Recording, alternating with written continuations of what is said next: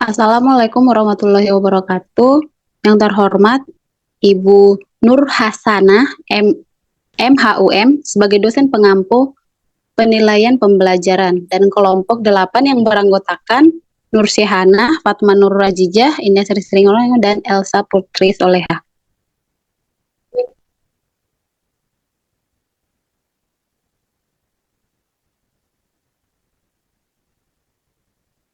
Next Kak, slide-nya.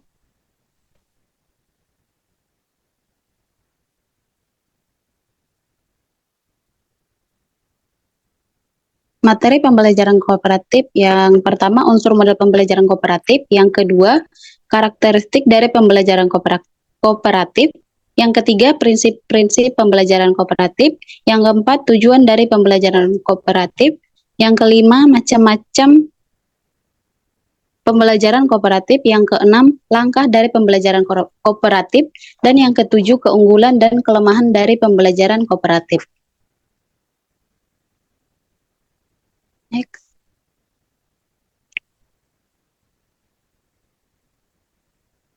Pengertian pembelajaran kooperatif.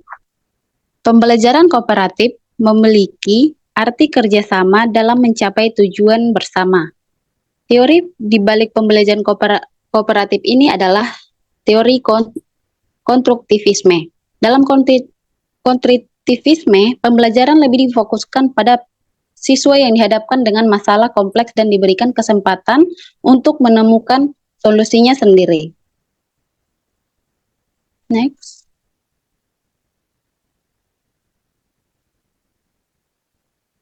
Selanjutnya, unsur-unsur model pembelajaran kooperatif.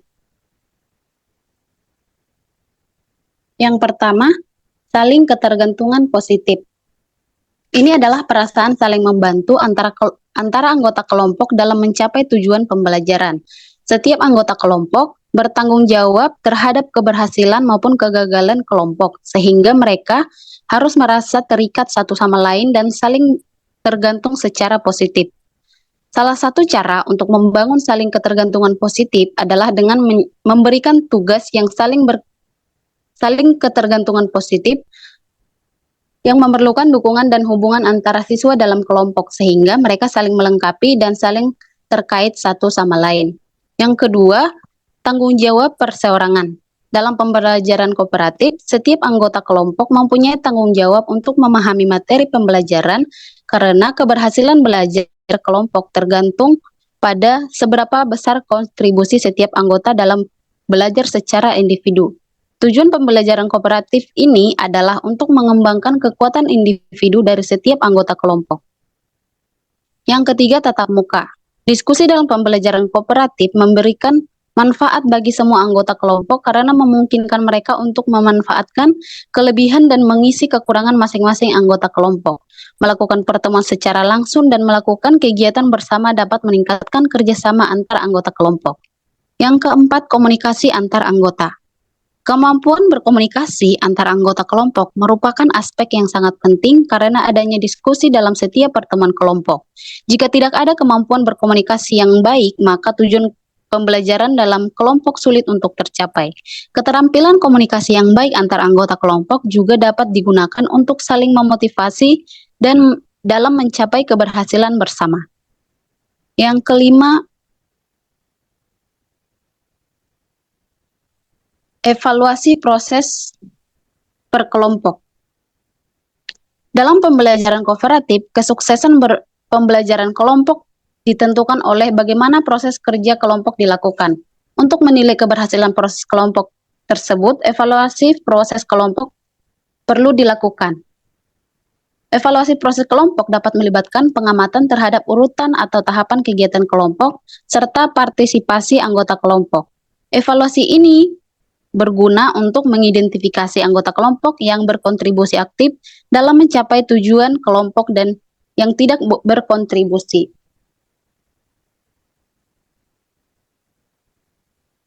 Next, Kak.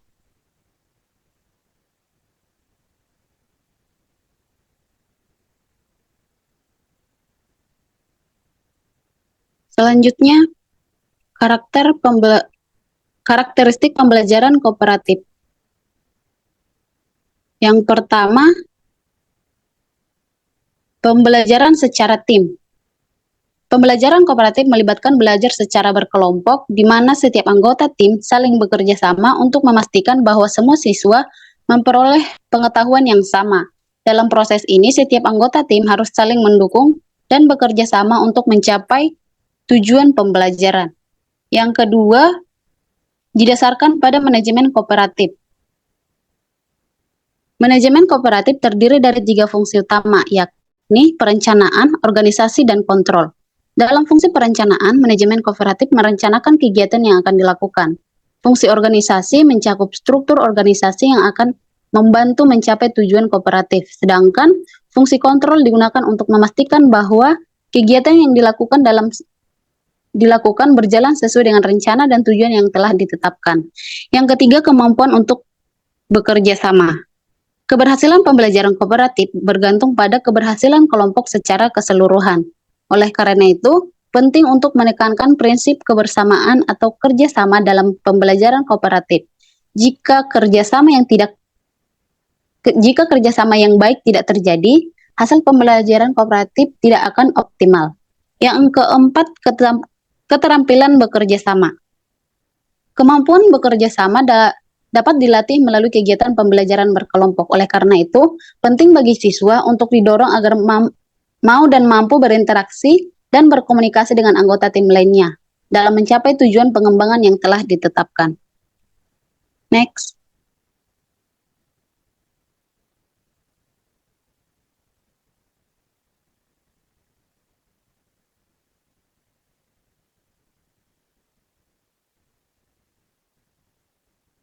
Selanjutnya, prinsip-prinsip pembelajaran kooperatif.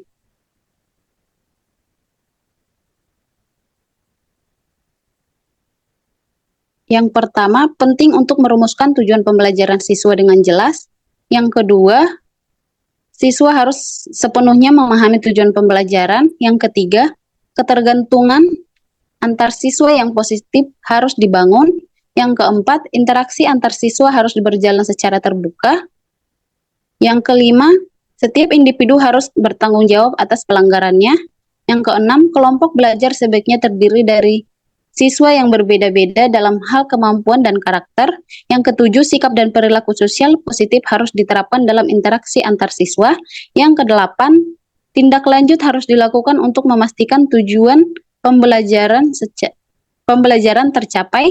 Yang sembilan, siswa sebaiknya merasa puas dengan proses dan hasil belajarnya. Next, Kak.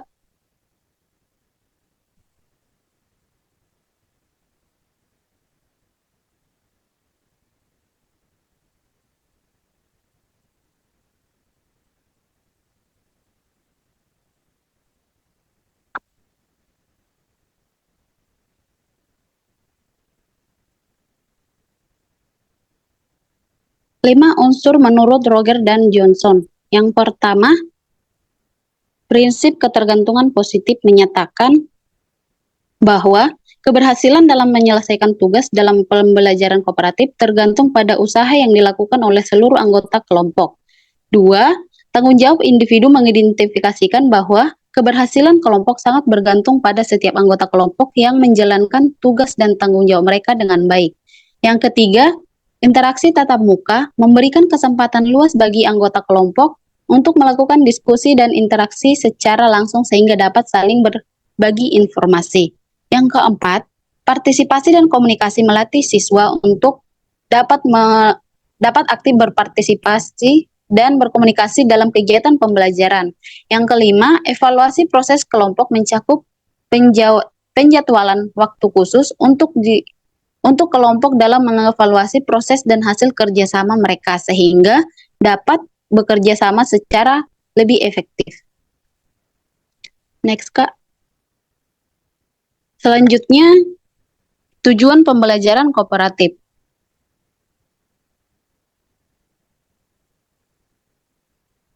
Tujuan penerapan model pembelajaran kooperatif adalah untuk memungkinkan siswa belajar dalam kelompok bersama teman-teman mereka dengan cara menghargai pendapat satu sama lain dan memberikan kesempatan pada orang lain untuk berbicara dan menyampaikan gagasan mereka.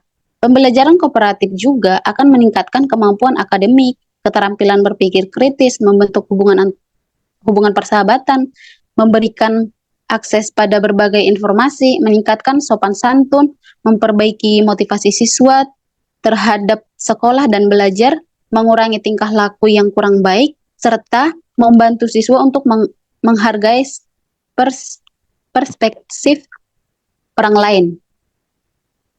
Terdapat beberapa tujuan lain dari pembelajaran kooperatif, yaitu yang pertama meningkatkan prestasi akademik siswa, yang kedua penerimaan terhadap perbedaan individu dan mengembangkan keterampilan sosial. Selanjutnya, macam-macam pembelajaran kooperatif.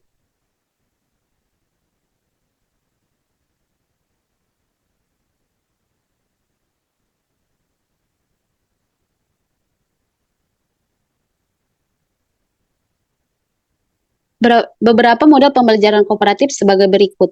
Yang pertama, model team game turnamen, di mana siswa saling membantu dalam memahami materi melalui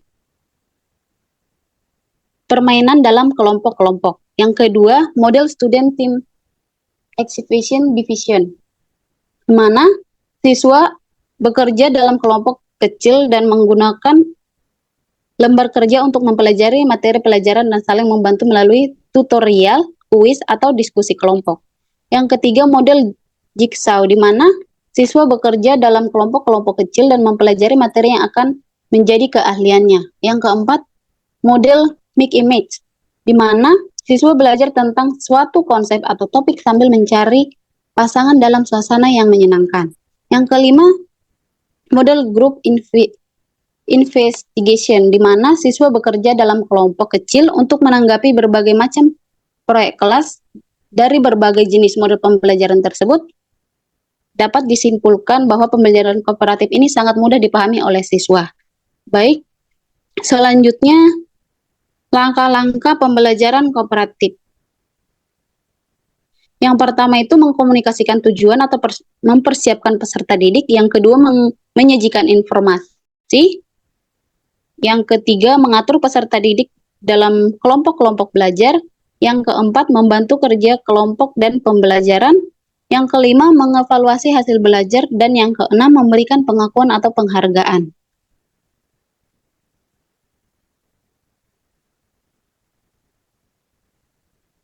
Next. Keunggulan dan kelemahan pembelajaran kooperatif.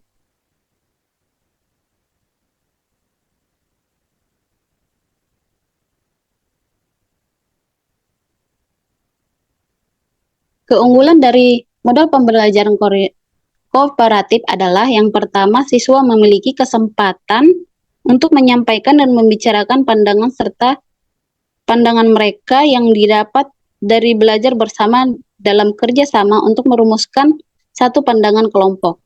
Yang kedua, memberikan kesempatan siswa untuk sukses dalam pendidikan, melatih mereka dalam memperoleh keterampilan termasuk keterampilan berpikir dan sosial seperti kemampuan untuk mengemukakan pendapat, menerima saran dan masukan dari orang lain, berkolaborasi, memiliki sikap solidaritas, serta mengurangi perilaku tidak semestinya di dalam kelas.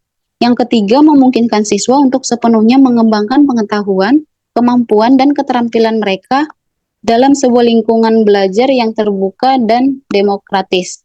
Yang keempat, memberikan kesempatan kepada siswa untuk mengembangkan pengetahuan, keterampilan, dan kemampuan secara komprehensif dalam lingkungan pembelajaran yang terbuka dan demokratis. Selanjutnya, kelemahan model pembelajaran kooperatif. 1. Guru perlu melakukan persiapan yang matang dalam pembelajaran yang membutuhkan banyak tenaga, pemikiran, dan waktu yang cukup. 2. Agar proses pembelajaran berjalan dengan lancar, diperlukan dukungan fasilitas, peralatan, dan biaya yang memadai. Yang ketiga, Selama kegiatan diskusi kelompok, seringkali topik permasalahan yang dibahas menjadi terlalu luas dan menghabiskan waktu yang telah ditentukan. Yang keempat, kadang-kadang dalam diskusi kelas, seseorang mendominasi pembicaraan sehingga siswa lain menjadi pasif. Baik, kesimpulannya, disimpulkan bahwa pembelajaran kooperatif adalah metode pembelajaran yang melibatkan siswa bekerja sama dalam kelompok dengan saling bergantung dan sinergi untuk mencapai hasil pembelajaran yang produktif. Mode pembelajaran ini dapat meningkatkan motivasi siswa karena mereka didorong oleh teman sekelompok mereka. Baik, sekian presentasinya. Terima kasih.